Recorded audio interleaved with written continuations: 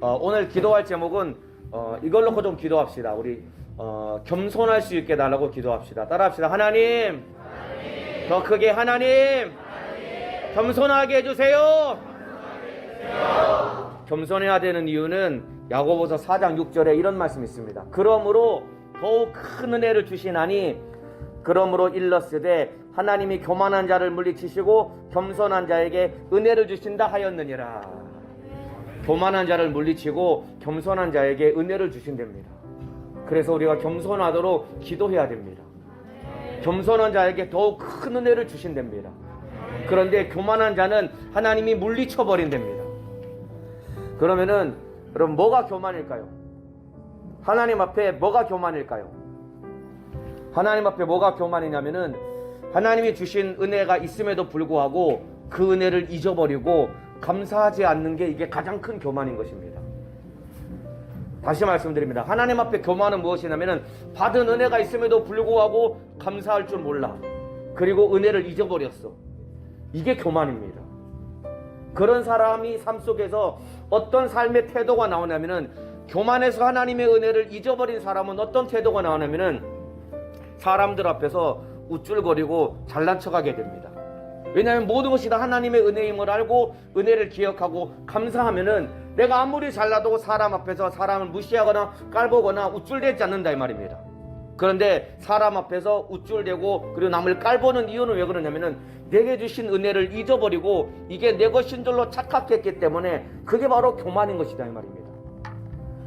여러분, 교만한 자를 물리치시고 겸손한 자에게 은혜를 부어주신다고 했잖아요. 여러분, 우리 하나님은 여러분에게 하나님이 가진 모든 것을 다 부어주시기를 원하시는 분입니다. 인정하시면 큰 소리로 아멘 하시겠습니다. 하나님은 우리 아버지이기 때문에 아버지께서 가지고 계신 모든 것을 우리에게 다 주기를 원하시는 분이다 이 말입니다. 그런데 왜 못 줄까요? 왜 못 줄까? 왜 기도하는데 왜 응답 안 될까요?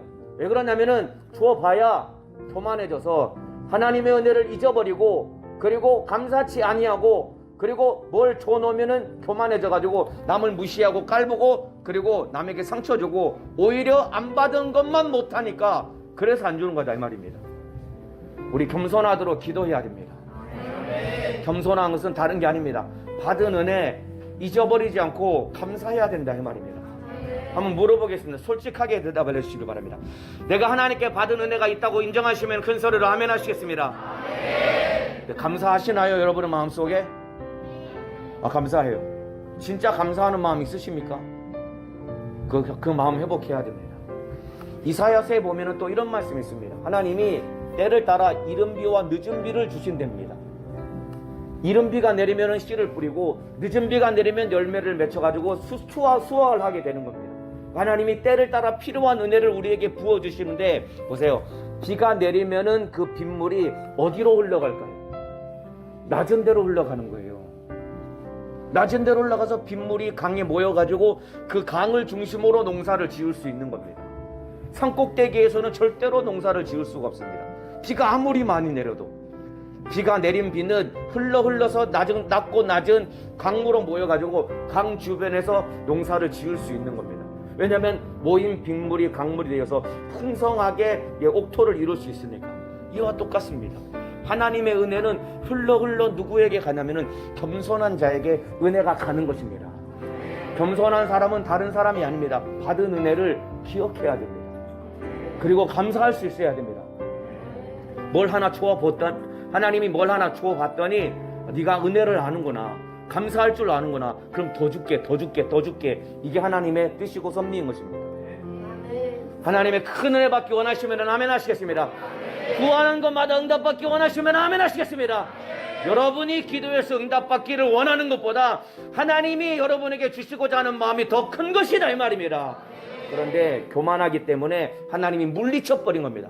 줘서 망할 거에 바에는 차라리 안 주고 가난한 채로 그냥 믿음이라도 붙어있는 게 나으니까 그래서 안 주는 것이다 이 말입니다.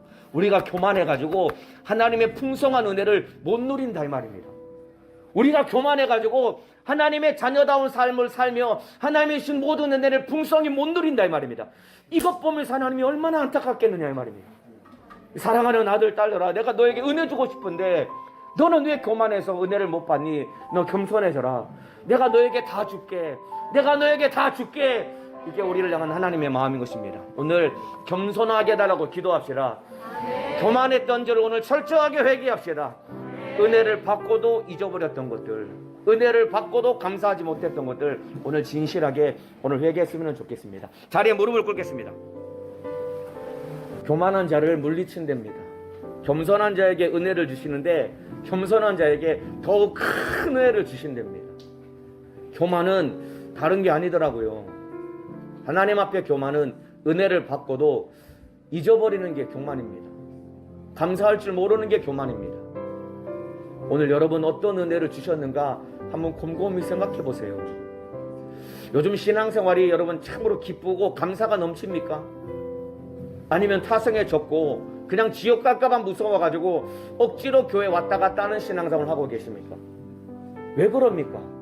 받은 은혜를 잊어버렸으니까 신앙생활의 기쁨을 잃어버린 것이다 이 말입니다. 오늘 받은 은혜를 기억하면서 오늘 감사의 기도를 올려드렸으면 좋겠습니다. 하나님 나에게 이런 은혜를 주셨군요. 하나님이 나에게 이런 은혜를 주셨군요. 하나님이 나에게 이런 응답을 주셨군요. 내가 감사치 못했던 나의 어리석음과 교만을 용서해 주시고 하나님 앞에 감사할 줄 아는 겸손한 자가 되게 도와주셔서 더욱더 큰 은혜를 받는 자가 되게 도와주옵소서. 감사를 잃어버렸던 죄를 철저하게 회개하고 교만했던 죄를 회개하고 겸손한 자가 되게 나누고 뜨겁게 기도해서 오늘 주시는 모든 응답을 은혜를 받아 누리는 믿음의 사람 되시기를 바라겠습니다. 두 손 높이 들고 주님 나의 교만을 용서하여 주옵소서. 겸손하게 도와주시옵소서. 하나님의 은혜가 쏟아질 만한 겸손한 사람 되게 도와주시옵소서. 주여 삼창하고 기도하시겠습니다. 주여.